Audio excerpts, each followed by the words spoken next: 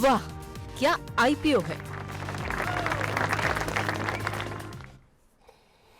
वाह क्या आईपीओ है। जी हाँ, आईपीओ बाजार से जुड़ी हर छोटी बड़ी खबर हम लगातार आप तक पहुंचाते हैं। किस आईपीओ में पैसे लगाने हैं, नहीं लगाने हैं, और किस में पैसे बनेंगे, लिस्टिंग में कहाँ कमाई हो सकती है, और अभी जो आईपीओ चल रहा है वो आपके लायक है या नहीं है। इन तमाम पहलुओं पे बातचीत करते हैं। हमारे साथ अरुण जी लगातार बने हुए हैं और अब शौर्य भी जुड़ चुके हैं हमारे साथ हर रोज़ की तरह आईपीओ बाजार का हाल लेकर के। और हमारे साथ मैनेजमेंट भी कंपनी की जुड़ चुकी है जो इस समय आईपीओ खुला हुआ है। अमित रमानी जी हमारे साथ, chairman MD office space solution के। अमित जी, पहले तो बॉनी नाइन के मंच पर बहुत बहुत स्वागत है आपका, और मेरी तरफ से बहुत बहुत शुभकामनाएं। इस आईपीओ को लेकर के अच्छा रिस्पांस मिल रहा है निवेशकों का। उम्मीद करते हैं कि निवेशक आपके अच्छे पैसे कमाएं भी। लेकिन आपसे पहला सवाल करें उससे पहले जरा अपने दर्शकों को बता दें कि कंपनी क्या करती है, क्या फंडामेंटल्स हैं। चलते हैं शौर्य के पास। जी चलिए, सबसे पहले अगर सब्सक्रिप्शन पर नजर डालें तो लेटेस्ट आंकड़ों के हिसाब से office space solution 7.47 times subscribe हो गया है, जिसमें रिटेल का सब्सक्रिप्शन 17 टाइम्स से ज़्यादा और QIB भी 1.74 टाइम्स भर चुका है। ग्रे मार्केट में कंपनी को 26% का प्रीमियम चल रहा है। कंपनी का बिजनेस बेसिकली को वर्किंग स्पेस में ऑपरेट करने का काम करते हैं। दो तरह के बिजनेस मॉडल हैं, एक में कंपनी जो है लीज पर लेती है, दूसरे में कंपनी जिनकी बिल्डिंग होती है उसमें पार्टनर बना के उनके साथ प्रॉफिट शेयरिंग करती है, और उस ऑफिस स्पेस को काफ़ी टेक्नोलॉजी के साथ काफ़ी स्मूथ इंफ्रास्ट्रक्चर और अच्छे तरह से ऑपरेट करने के काम में कंपनी का मेन कारोबार है। चलिए, तो जैसा कि शौर्य ने बताया कंपनी दो तरह के कारोबार में है, तो अमित जी से समझ लेते हैं कि आखिर में ये दोनों तरह के कारोबार किस तरीके से कामकाज करते हैं और क्या इनका मॉडल है कामकाज का। तो सर जरा हमारे दर्शकों को और जो निवेशक निवेश करना चाहते हैं उनको जरा समझाइए किस तरीके का क्या बिजनेस मॉडल है आपका। विपुल जी, पहले तो धन्यवाद मेरे को प्रोग्राम पे लाने के लिए। जो बिजनेस मॉडल है, जब हमने इंडिया में कंपनी शुरू करी तो बड़ा एक फंडामेंटल प्रॉब्लम सॉल्व कर रहे थे, जो एक क्वालिटी वर्कप्लेस इंफ्रास्ट्रक्चर है, अफोर्डेबल प्राइस पे हर एक को अवेलेबल होना चाहिए। बट अगर हमने डीपर देखा तो जो यूजर था उसकी तीन तकलीफें थी। एक, उसे फ्लेक्सिबिलिटी चाहिए थी, 1 सीट या 100 सीट, एक दिन के लिए या 5 साल के लिए, उसकी चॉइस। दूसरा, एक्सेसिबिलिटी। आप कम्यूट टाइम देख ही रहे हैं कितना बढ़ रहा है इस कंट्री में। तो इन डिस्ट्रीब्यूटेड हाइब्रिड वर्क के माहौल में एक नेटवर्क होना बहुत जरूरी है, जिसके करके आपका पास वर्क स्पेस जो है आपके घर के पास आपको मिल जाए।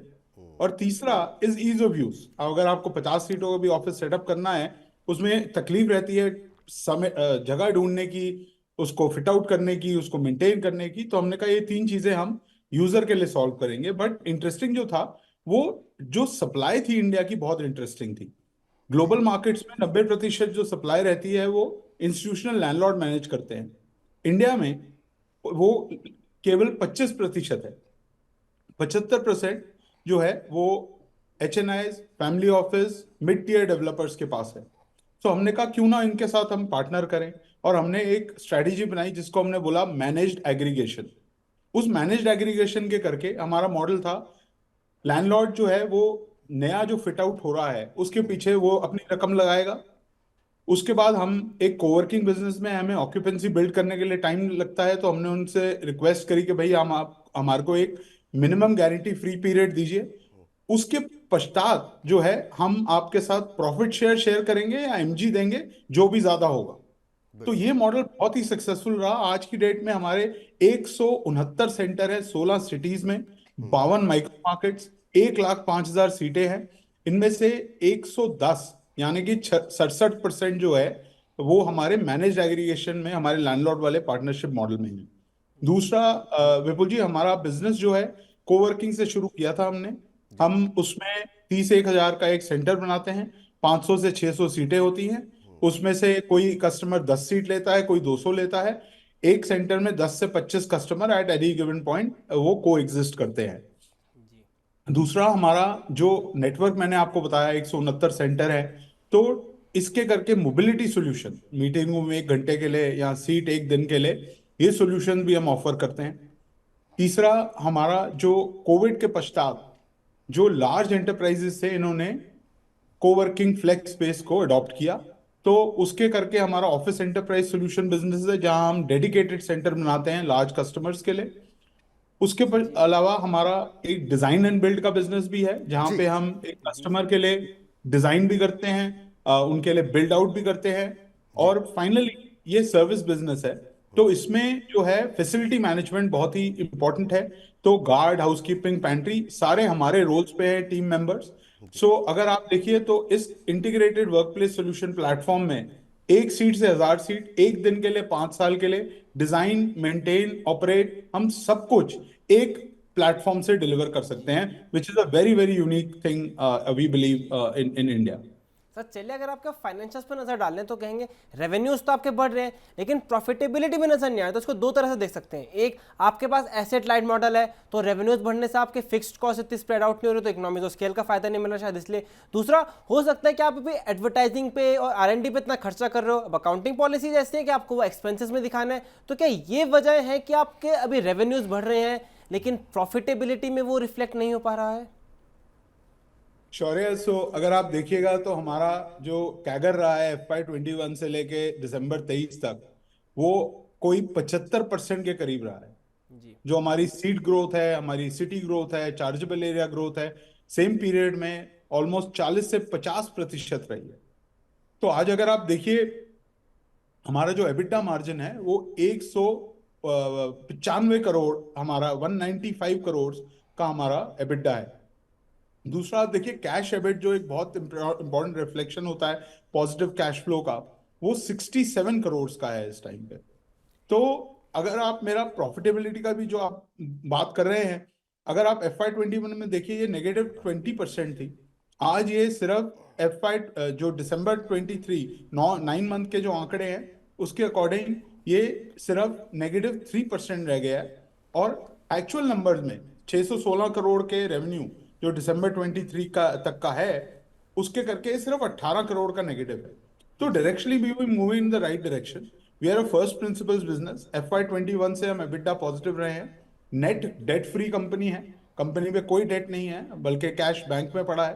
तो उसके करके हमें ये बिलीव है कि ऑपरेटिंग लेवरेज और ऑपरेटिंग एफिशिएंसी के बारे में जो आपने बात करी वो रिफ्लेक्ट हो रहा है हमारे नंबर्स में, and we are on that path. Exact मैं टाइम फ्रेम तो नहीं कमिट कर पाऊंगा because we are in that phase right now, but जो मैं आपको आंकड़े दे रहा हूं उससे क्लियर है कि हमारे डायरेक्शनली हम कहाँ हेडेड हैं। जी सचिन, अगर आगे की बात कर रहे हैं तो स्पेस में काफ़ी ज़्यादा स्ट्रक्चरल फैक्टर्स है जो फ़ायदा कर सकते हैं, तो उसका फ़ायदा उठाने के लिए आप क्या स्ट्रेटेजी अपना रहे हैं एक्सपेंड करने के लिए अपने आप को? शौर्य से देखिए हमारा एक्सपेंशन पिछले 3 सालों में पोस्ट कोविड बहुत ही फास्ट रहा है। मैंने कुछ आंकड़े आपसे शेयर किए। आज की डेट में हमने क्लियर विजिबिलिटी दी है कि 16 सिटीज के अलावा 3 और सिटीज ऐड करेंगे हम, गुवाहाटी, विजयवाड़ा और लखनऊ। सो 9 Tier 1 सिटीज और 10 Tier 2 cities, the largest network of any kind. We अपना जो फोकस है 45 और सेंटर ऐड करने का फोकस है FY25 में, जिसमें से 12 सेंटर्स के लिए हम फ्रेश इशू का पोर्शन यूज कर रहे हैं, अबाउट 42 करोड़ रुपया वहाँ यूज कर रहे हैं। उसके अलावा 30,000 सीटें हमारा एक्सपेंशन का प्लान है। आप देखिए कस्टमर बेस हमारा आज 55%, 100 सीटों से ज़्यादा का कस्टमर बेस है, 45% जो 100 सीटों से कम का कस्टमर बेस है। बहुत डाइवर्सिटी है हमारी डिमांड में। हमारा जो आज की डेट में 2300 कंपनियां हमारे साथ बैठी हैं इस कंट्री में, जो हमारे साथ रेजिडेंट है। 33 महीने का हमारा टेन्योर है, 23 महीने का लॉक्ड इन टेन्योर है, तो बहुत विजिबिलिटी है रेवेन्यू की। सो इस करके सब clearly path is very clear, growth रहेगा। और मैंने जैसे बताया कि फर्स्ट प्रिंसिपल्स पे बनी है कंपनी, तो directionally we are going in that direction. Amit ji, बातें तो बहुत करनी है लेकिन समय का थोड़ा अभाव है, आपकी भी व्यवस्था है। हमारी तरफ से बहुत बहुत शुभकामनाएं और उम्मीद करते हैं कि जब आपकी लिस्टिंग एक बार हो जाएगी तो उसके बाद आप और खुल करके और डिटेल में हमसे बातचीत कर सकेंगे। तो हमारी तरफ से बहुत बहुत शुभकामनाएं आपको IPO को लेकर के, और तमाम जो निवेशक पैसे लगा रहे हैं उनको भी अच्छी प्रॉफिट हो और अच्छी लिस्टिंग देखने को मिले। हमारी तरफ से बहुत बहुत धन्यवाद आपको। Thank you Vipul, thank you. चलिए चलते हैं अरुण जी के पास और अरुण जी से पूछते हैं कि आखिर में ऑफिस स्पेस सोल्यूशन पे क्या कुछ राय निकल के आ रही है। पहले जरा ब्रोकर्स की राय देख लेते हैं। आनंद राठी से रिसर्च का मानना ये है कि आप यहाँ पर सब्सक्राइब करें, एक बार जरा स्क्रीन पर ले आइए। और इसके अलावा बाकी जो ब्रोकर्स हैं उनका भी मानना है सब्सक्राइब करें। हालांकि मारवाड़ी फाइनेंशियल का कहना है कि आप उसको सब्सक्राइब करें। आनंद राठी करें लंबी अवधि के लिए पैसे लगाएं। स्वास्थ्य का इन्वेस्टमेंट कह रहा है कि न्यूट्रल है, उनका कोई व्यू नहीं है। वेंचुरा सिक्योरिटीज़ कह रहे हैं सब्सक्राइब करें। अरुण सर, आपकी क्या राय है और इस क्षेत्र को आपने मैनेजमेंट को भी सुना, ये क्षेत्र कैसा लग रहा है आपको? बनने की संभावना है, लेकिन इसके बाद अगर आप देखें कि इसमें पैसा उसी को मिलेगा जो इसमें लंबी अवधि, कम से कम मीडियम टर्म 6 महीने का व्यू रखकर सब्सक्राइब करे, उसे पैसा मिलेगा। जैसे आंकड़े आए हैं सामने, कंपनी की जो ग्रोथ है वो हायरिंग ऑफ स्पेस, भाड़े पे ये जगह ज्यादा दे रही है, और लगभग इसकी ऑक्यूपेंसी 73 से 75% के बीच में है। नई एरियाज ऐड कर रहे हैं, नई सेंटर्स खुल रहे हैं, और जो लॉस इसका हो रहा है नेट बेसिस पे वो लगातार घट रहा है। कहने का तात्पर्य ये कि ऑपरेटिंग लेवरेज किक इन कर रही है, और हो सकता है आने वाले जो 12 महीने के नतीजे आए उसमें ये कंपनी पहली बार प्रॉफिटेबल हो जाए, ऐसी संभावना मुझे लगती है। तो सर पैसे लगा सकते हैं, लेकिन लंबी अवधि का नजरिए के साथ लगाएं, ये कह रहे हैं आप? और बिल्कुल, और अगर आपको लिस्टिंग गेन मिलकर अगर आप उससे संतुष्ट हैं और निकलना चाहें तो आप निकल सकते हैं, क्योंकि लिस्टिंग गेन भी ऐसा लग रहा है कि आज के दिन रीजनेबल गेन होंगे। रीजनेबल गेन्स यहाँ पर मिल सकते हैं, तो लिस्टिंग के लिए भी अगर आप लगाना चाह रहे हैं तो लगा सकते हैं, लेकिन फिर जो है, लेकिन अगर असली मुनाफा अगर आपको कमाना है तो आपको लंबी अवधि के लिए यहाँ पर निवेश करना चाहिए। ये राय निकल करके आती हुई, और एसएमई के क्षेत्र में बड़ी अच्छी लिस्टिंग भी हुई है, उस पर भी बात करेंगे, लेकिन उससे पहले बबलू राजपूत जी का एक सवाल आया है आधार हाउसिंग फाइनेंस को लेकर के। कह रहे हैं, चूंकि अभी हाल की लिस्टिंग है इसलिए इसको शामिल करते हैं। कह रहे हैं अरुण सर की रिकमेंडेशन पर 50 शेयर मैंने 359 रुपये पर लिया हुआ है, लेकिन अभी रेड हो गया है। कितने टाइम तक होल्ड करना चाहिए, और क्या इन लेवल्स पे और भी ज़्यादा खरीद सकते हैं क्या, और क्या ये स्टॉक इन लेवल्स पे भी अच्छा लग रहा है? आधार हाउसिंग फाइनेंस को लेकर के इनका प्रश्न है सर जी। विपुल जी, मेरी जो रेकमेंडेड लेवल थी उससे ऊपर ये शेयर खरीदते हैं, और 10 रुपए नीचे घट जाते हैं, जबकि स्टॉप लॉस ट्रिगर नहीं होता तो इनको घबराहट होती है। ऐसे लोगों के लिए मैं क्या कर सकता हूं? एक ट्रेडिंग रेंज दी जाती है, उस ट्रेडिंग रेंज के अंदर में शेयर चलते हैं, और मैं भी इंसान हूं, ऐसा नहीं कहता कि हर शेयर जो मैं रेकमेंड करता हूं उसमें 100% प्रॉफिट होगा, और प्रॉफिट अवश्य होगा। धैर्य रखिए, अच्छी कंपनी अच्छी ही रहती है, भाव ऊंचे ऊपर नीचे जरूर होते हैं। बिल्कुल, और वैसे तो आपका स्ट्राइक रेट तो 100 से ऊपर जाना चाहिए सर, और जुपिटर वैगन पे हर रोज़ मेरे पास सवाल आ रहे हैं अब कहाँ प्रॉफिट बुक करें, इतनी शानदार रिकमेंडेशंस रही है, आज जरूर लाल निशान में है, लेकिन वो 550 550 के लेवल के पास पहुंच रहा है, तो वाकई में आपकी कॉल तो काफ़ी ज़बरदस्त रहती है। लेकिन शौर के पास चलते हैं। एसएमई क्षेत्र पे जो है काफ़ी शानदार लिस्टिंग देखने को मिल रही है, यहाँ हो क्या रहा है ये अरुण जी से समझेंगे, लेकिन जरा पहले क्या कुछ हुआ है जरा घटनाक्रम शौर्य से समझते हैं जी। एसएमई क्षेत्र में पहली कंपनी है HOAC, Hariom foods limited. Spices के कारोबार में है।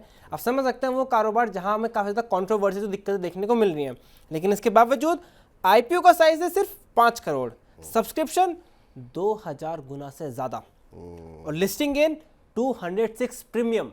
मतलब ये तो शानदार भी नहीं तो लग हार्ड टू डाइजेस्ट, मतलब अनबिलीवेबल चीज़ लग रही है कि हो क्या रहा है आखिरकार। अब ये तो मुझे भी नहीं समझ में आ रहा, जरा दूसरा भी बता दीजिए, फिर दोनों पे जरा राय जरा अरुण सर से ले लेते हैं जी। उसमें बहुत अच्छी लिस्टिंग है, लेकिन वो भी इसके सामने थोड़ी फीकी लग रही है। उससे कंपनी का मैं रोलका इलेक्ट्रिकल्स, उसका इश्यू प्राइस था 235 रुपीज़, NSE पर 525 पर लिस्ट हुई है, यहाँ पर भी 123% का प्रीमियम मिलता हुआ नजर आया है, और IPO ये भी 600 टाइम्स ज़्यादा सब्सक्राइब होता हुआ नजर आया था। सर ये एसएमई में हो क्या रहा है? 200%, 125%, 250% की लिस्टिंग, हजार गुना सब्सक्रिप्शन, ये और सेबी की तरफ से जो इंडिकेशन मिल रहे हैं वो सख्ती करने के मूड में हैं, और अब इनके नियम भी बदलने वाले हैं एसएमई क्षेत्र के लिए।